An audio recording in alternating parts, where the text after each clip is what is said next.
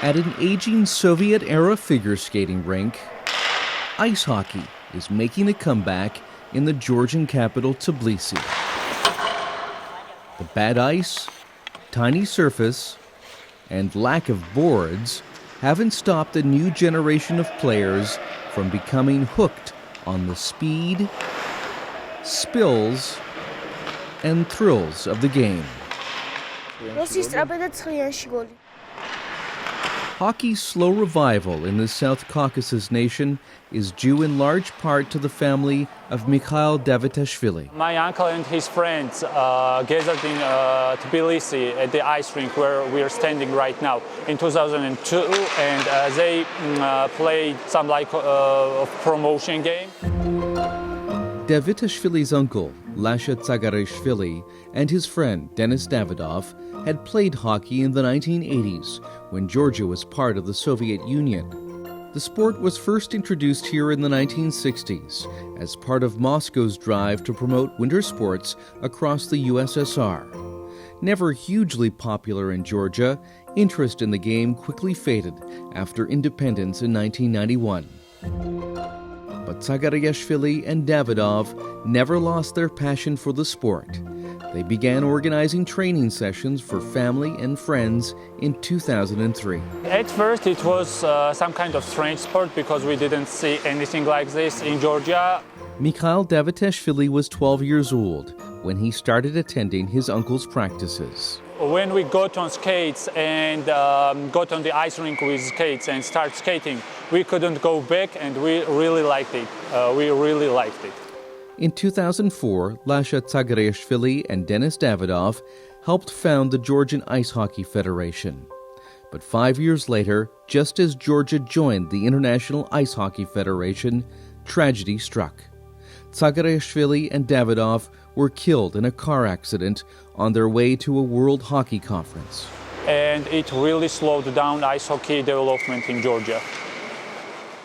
Without his uncle's leadership, interest in the sport languished. So Davitashvili got more involved, becoming Secretary General for Georgia's National Ice Hockey Federation. My friends and I want to continue this legacy in Georgia. We are putting everything we got in this ice hockey because of those people who died in serving ice hockey. Today, there are 4 professional teams in the country, and the sport is getting a small amount of funding from the government. But the pandemic has taken a toll on hockey's tentative rebound here in Georgia. Before COVID struck, there were some 700 players registered on teams across the country. That number is now down to about 500, including 10 women. And there are plenty of other challenges. Equipment is costly, and there are only 3 year-round ice rinks in the country. The only ice surface in the capital, the old figure skating rink, isn't ideal for hockey. We change 20 to 25 windows per year, what is broken by packs. Despite all the hurdles, Georgia has seen some modest success internationally. Timur Vedyapin was the first Georgian to play professionally in Canada as a forward for a minor league team, the Maniwaki Mustangs. He's now passing on what he learned. I teach kids how to skate fast, how to stick handle. I want to see a lot of big ice rinks, a lot of teams here.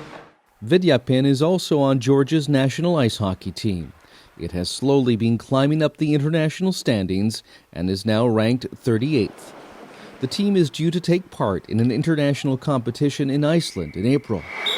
National coach Roland Svadnidze has some ambitious dreams for that tournament and the years ahead. Да, но наши цели и задачи, едины со всей Федерацией хоккея Грузии. Понятно, это нам на ближайшие пятилетия, десятилетия наша цель и мечта, добиться, дойти до топ-16. There are also government promises to build at least one new ice hockey rink in the country, with Georgia due to host the 2025 Winter Youth Olympics. And ice sport is a must on that competition. So they plan to build ice rink for 2025. With new facilities, Davitashvili hopes interest in ice hockey in Georgia will only grow further, and that budding hockey players can eventually say goodbye to the old Soviet-era figure skating rink.